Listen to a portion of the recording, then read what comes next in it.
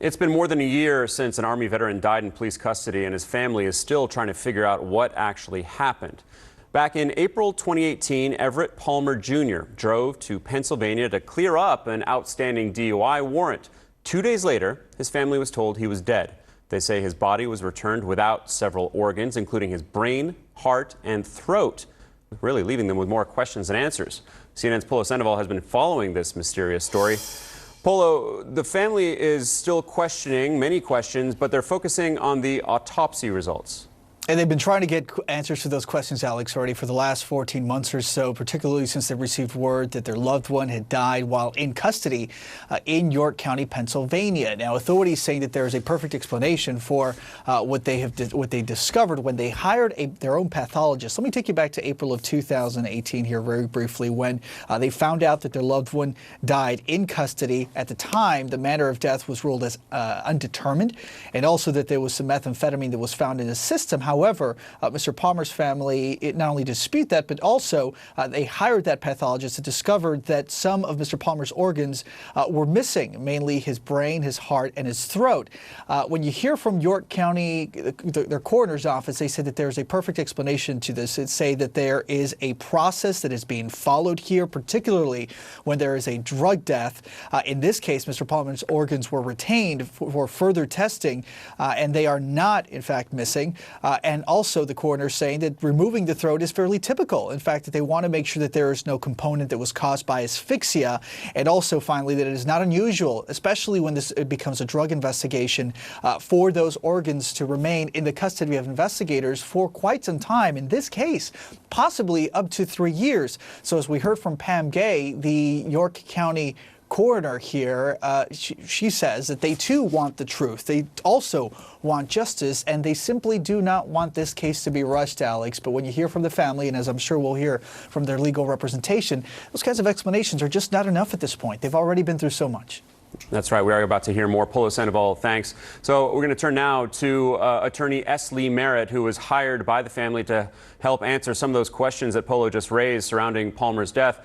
Mr. Merritt, you believe that Palmer's missing body parts, those organs, we know that at least the throat, heart, and brain are among what the family says are missing, but what the coroner's office says are part of a process that in fact is quite common to remove the throat when doing an autopsy, and that they can hold them for up to 3 years. How do you respond to that? Well, we've never really disputed the fact that it's fairly common to remove vital organs and performing a thorough autopsy when you're trying to determine the cause of death. The issue was when the family hired their own pathologist, when we brought in our own expert to perform our autopsy, and we asked about the location of that. The initial response in writing that the coroner's office gave us was that they believed that the funeral home may have had, and they didn't know where those organs were. I understand today that they've now located those organs, but that was problematic. That's not really the major problem in this case. The major problem in this case is what happened to Everett Palmer Jr.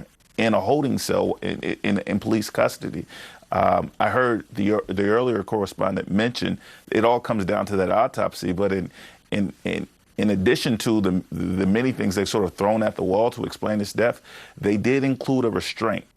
And so we want to know what caused Mr. Palmer to be restrained, and how that restraint led to his death. And the throat, we believe, will be very telling into whether or not an illegal chokehold was applied, or what happened. There's film that hasn't been made available to the family.